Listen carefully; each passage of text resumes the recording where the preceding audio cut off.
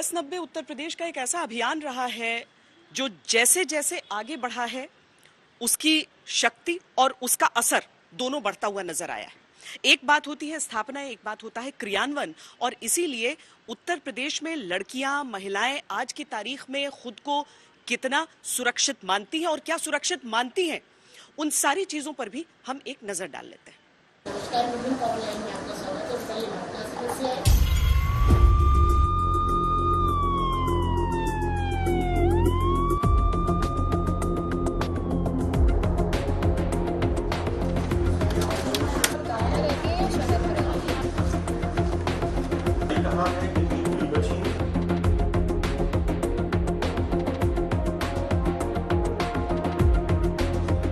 3 साल पहले नवरात्र पर उत्तर प्रदेश में मिशन शक्ति लॉन्च किया गया था। इसकी सफलता को देखते हुए भारत सरकार ने भी इसे अडॉप्ट किया था। इसके तहत शहर से लेकर गांव तक महिला और बाल सुरक्षा को दुरुस्त किया गया।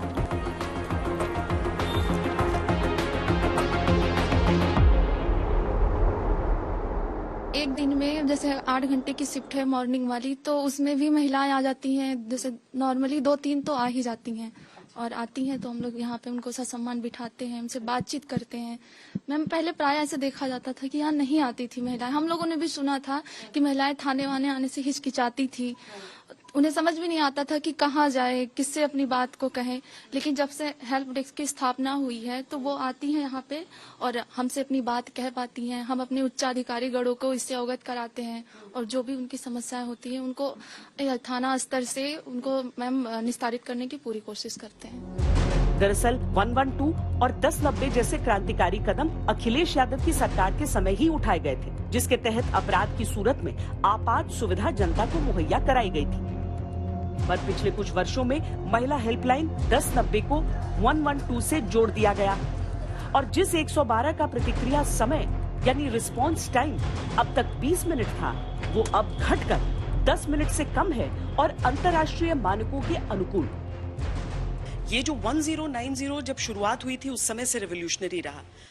आज जब हम इसको कंबाइन होते देखते हैं 112 और 1090 को, इफेक्टिवली जमीन पर इसका मतलब क्या होता है मैम?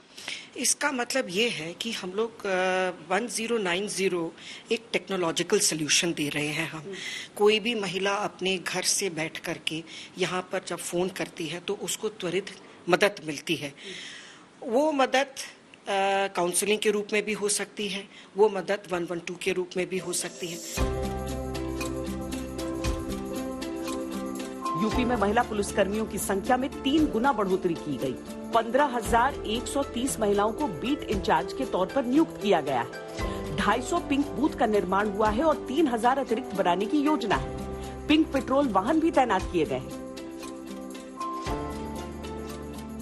1090 में महिलाओं की मदद के लिए टीम 24 घंटे कार्यरत है, जहां पहला पड़ाव शिकायत का है तो फिर काउंसलिंग से लेकर एक्शन तक की प्रक्रिया है और पुलिसकर्मियों की टीम किसी भी शिकायत के निवारण के बाद 1-1 महीने तक उसे फॉलो अप भी करती है। अभी on the click of button once we are integrated with 1090 हमारा जो रिस्पांस टाइम है through 112 it has reduced to 8 और 9 मिनट्स। तो महिला को जब तुरंत मदद चाहिए पुलिस की तो ये 1090 का integration with 112 is very helpful.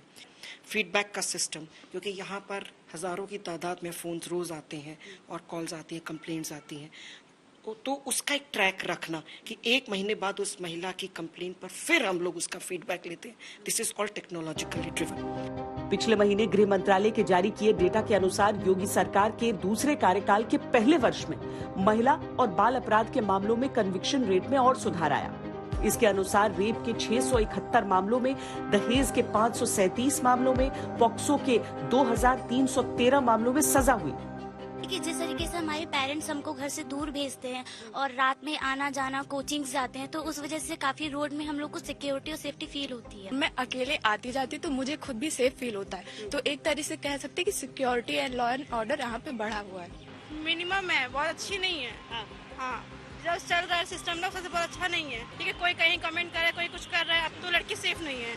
पहले हम लोग घर से बाहर निकलते तो हम लोग को ये डर रहता था कि क्या होगा, कैसे, हमेशा भाई या और भी पापा वो लोग साथ में रहते थे, लेकिन अब हम लोग अकेले जा सकते हैं। मुख्यमंत्री बनने के बाद योगी आदित्यनाथ का पहला फैसला बेटियों के खिलाफ प्रदेश में बढ़ रहे अपराध पर अंकुश लगाना था। इसके लिए उन्होंने एंटी रोमियो स्क्वाड के गठन के आदेश दिए थे।